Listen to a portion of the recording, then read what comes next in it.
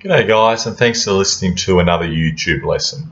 Today we're going to be taking a look at influences in the business environment. That's the subtopic. It's the third out of the four that we need to do for the major topic of nature of business. And we're going to be taking a look at syllabus dot point called stakeholders. And it is very important, I say this many times, that you're ticking off, making sure you get what each of these syllabus dot points are. If you're away or you're ill, then please look at these YouTube clips to catch up, and you need to understand what they are. If you don't, come see me or ask me on Slack, or watch these YouTube clips to be able to make sure you understand what it's asking and how it's working. All right, today, as I said, we're looking at stakeholders. Stakeholders are very important for a business. It's somebody who has an interest in the business. So businesses have many stakeholders, and stakeholders, as I said, are people and groups that interact in some way with the business and have varying different vested their own interest in the business and its activities. Now, some of the business key stakeholders include society or the general public, employees, the workers, shareholders, people who are essentially owners of the business. Customers generally have a major vested interest in the business, and they want the cash. They want the product and will supply the cash. Environmental groups, green groups, and anybody who has an environmental interest in the business. Managers, so workers, but at a top level too. The government does through taxation, and it provides its constituents with services and goods that are needed. Competitors certainly have an interest in your business, probably too much of an interest in your business failing.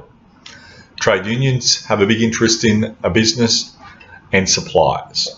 Now, there's heaps more groups and individuals that have an interest in lots of businesses, but these are just some key ones that have this interest in a business. Again, I think it's very important that we clearly define what stakeholders are, that somebody or an organisation or a group that has an interest in a business. Now, there are many responsibilities that businesses, firms, have to its stakeholders.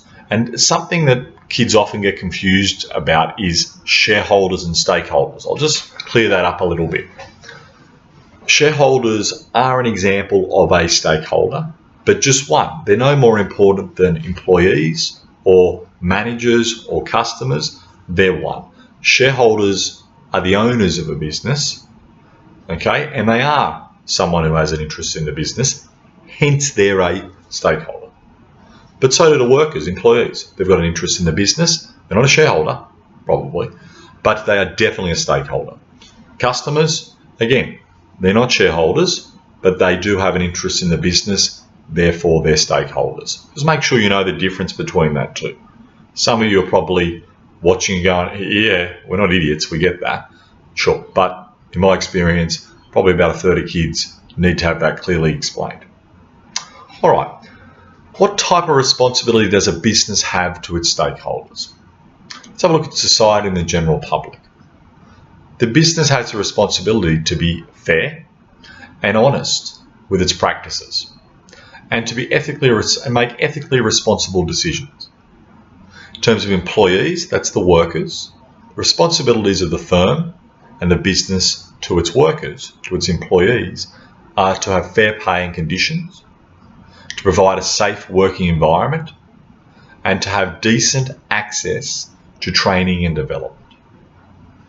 Responsibilities, again, of businesses to shareholders, to the owners of the company or the business, are provide information about the business's performance. They do that through financial statements and through the annual financial report.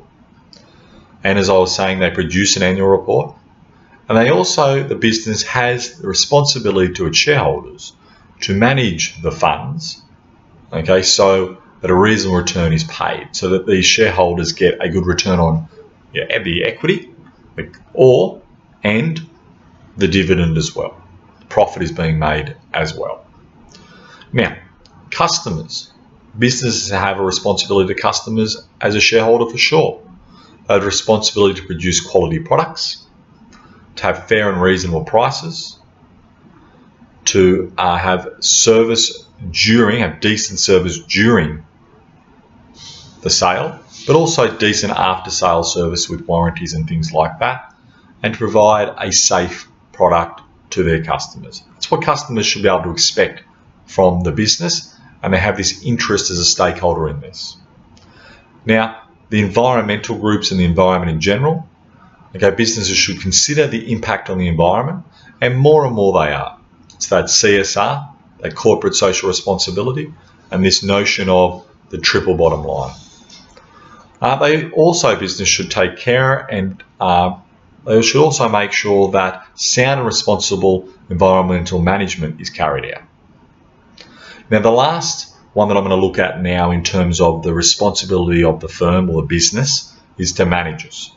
They should support the actions of management, and they should provide adequate resourcing levels and decent lines of communication. All right, guys, just one final reminder that you need to, from today's lesson, understand that a stakeholder is not a shareholder. There's a difference. And that a stakeholder is someone who has an interest in the business, and be able to remember, say, 5 different types of stakeholders.